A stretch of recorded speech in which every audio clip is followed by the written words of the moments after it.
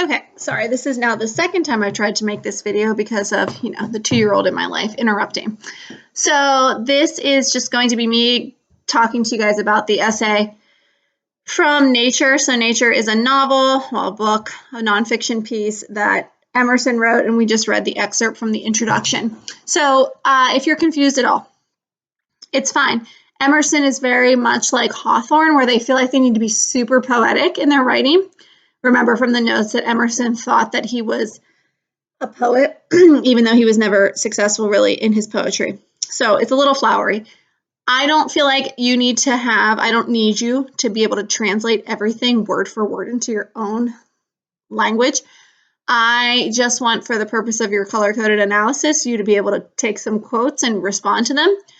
And then for the discussion board, just find something that you can relate to from it. But if you're totally confused, this video is for you. So it's important to remember that Emerson and all of the transcendentalists talk about religion, but specifically spirituality, because they didn't really feel like organized religion was the way to go necessarily to have a relationship with God. But Emerson is going to be the one who really is hard-hitting as far as the religious aspect, because he was a former minister, and literally every man in his family was also some sort of clergy member.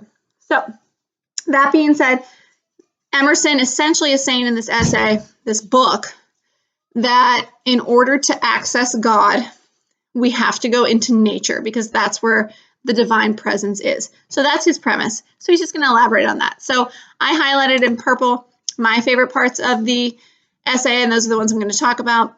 But the first line of this essay, to go into solitude, a man needs to retire as much as from his chamber as from society.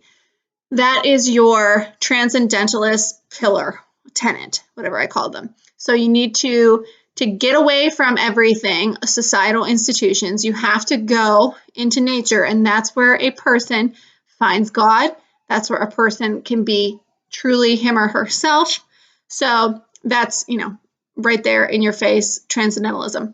So what I picked from this passage, so essentially in this passage, he's talking about stars in this paragraph and in this paragraph and in the next one. And Emerson is comparing the stars and anything in nature to God. That is where God is present. That is the divine. Spirituality exists in nature. When we get into society, we lose sight of that. So he's specifically talking about stars. And then the end of this first paragraph, he talks about how the stars are always there, but if they only came out once every 1,000 years, we'd be like, oh my gosh, look, stars. But because they're always there, we sort of are like, meh, stars. But he's saying that is your proof that God exists. These stars are evidence of the divine. So we need to always sort of be aware and appreciate their presence. And then in the second paragraph, he talks about how we revere them, we respect them because they are always present, but we can never access them. And that's kind of the way with nature. Mankind has this sort of obsession with being in control of everything. And when Emerson was writing this, technology at the time was probably like the railroads, but technology was progressing, and transcendentalists were not into it. So essentially, according to transcendentalists, technology and progress were the enemy of the individual. Like, why don't we just mind our own business? So he's talking about how nature is sort of this elusive, we can never really fully grasp nature. It's always going to be a mystery to us because nature is God, and we can't ever fully control or grasp or fully understand God. We have to kind of always be respectful and sort of in awe of it. And then he starts talking about nature, and you could argue that nature is synonymous with godliness, with the divine. And he just kind of goes into listing some facts about nature. So nature never wears a mean appearance. Like, no matter what it's like outside, nature is never harmful. Nature is never allowed to be controlled. The flowers, the animals, the mountains reflected all the wisdom of his best hour as much as they had delighted the simplicity of his childhood. So he talks a lot about man versus child in nature. And what he says later is that going out into nature awakens your inner child, which I think is probably one of the more relatable parts of this passage is that when we go outside, we can be a kid again. And, obviously children, innocence, children are closer to God because they haven't had the chance to be tainted by all of the man-made institutions of society that holds us down and prevents us from being who we truly are, which is, our own individual selves. Okay. And then he goes into this talk about poets. So poets, according to Emerson, a poetic view is what you should have of the world. And that is like one where you appreciate the little nuances. You see things as more art-like than logical science. And he, in that sentence with, it is this which distinguishes the stick of timber of the woodcutter from the tree of the poet. And then he goes on to talking about the landscape and how it's broken into individual properties. But if you look at it from the point of view of the poet looks at the whole big picture and kind of this idea of seeing us as we're all in this together. We are all one, that we are all of nature. Even though we separate ourselves, and he uses the metaphor like property, breaking it into properties, we are still all in this together. We are all of nature. We are all from the same place, in his view, from the same being. And we separate ourselves, but we're really, we're all the same. Okay. And then this kind of goes back into him talking more about being a kid. To speak truly, field out persons can see nature. So this is very Holden Caulfield. Hold on to your hats, guys, your red hunting hats. Holden, if you remember, could not stand adults because they were all phony, and he loved children. So it's the same sentiment. Children are closer to nature because they are young. They have not yet been ruined or tainted by the evils of society. And he's saying adults, we kind of lose our way to sort of see nature as, a spiritual place because we're so busy working or conforming to whatever societal box we're conforming ourselves into.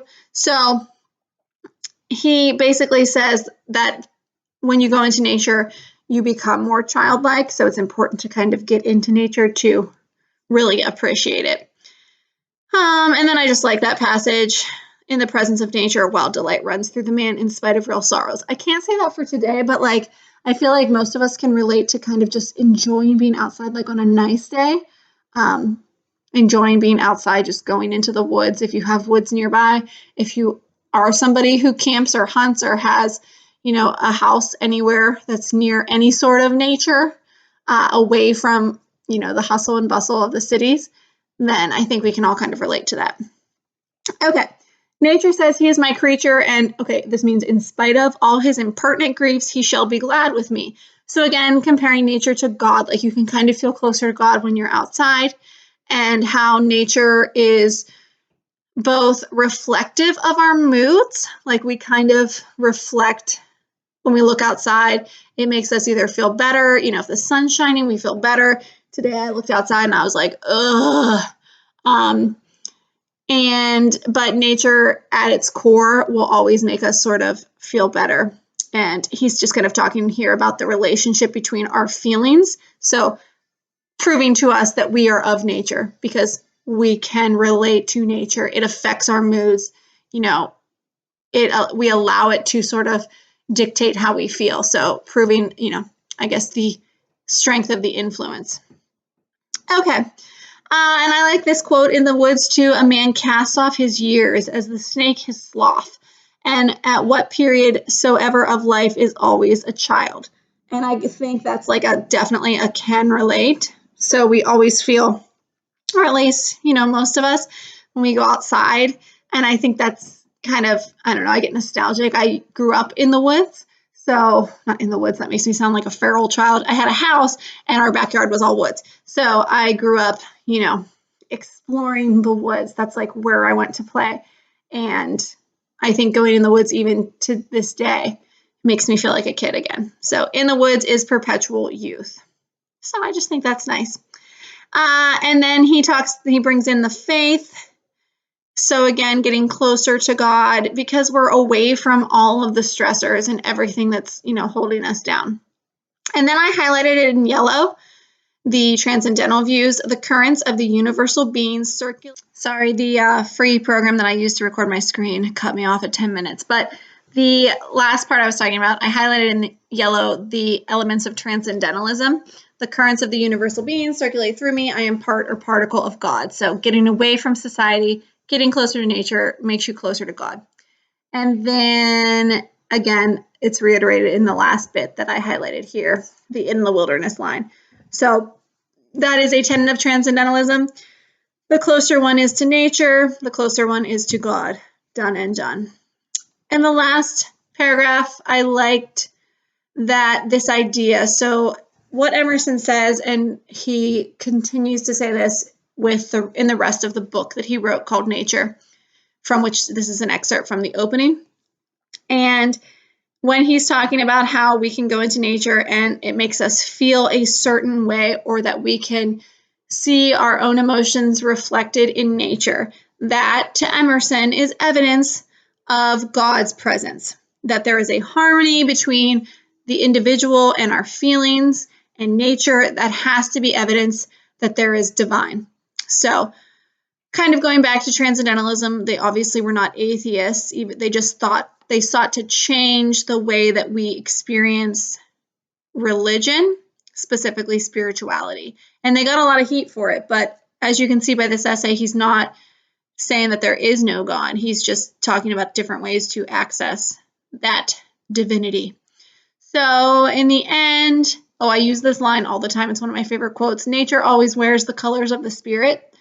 I just think that's him reiterating how we can see our feelings and emotions reflected in nature, and that nature has a power to make us feel a certain way. I mean, think of sunny days.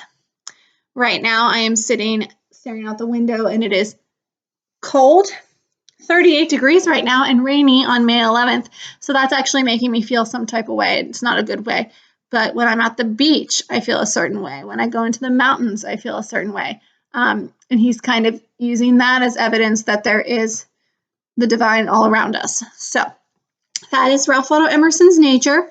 We're going to read one more Emerson piece called Self-Reliance. That'll be your homework for tomorrow. Your work for tomorrow is to read Self-Reliance. Self-Reliance is a bit more straightforward, and it's talking about obviously being self-reliant, being an independent thinker, to kind of get to this idea more of being your own individual person. So if you tuned in, thanks for listening. If you have any questions, obviously email me. Miss talking to you guys in person.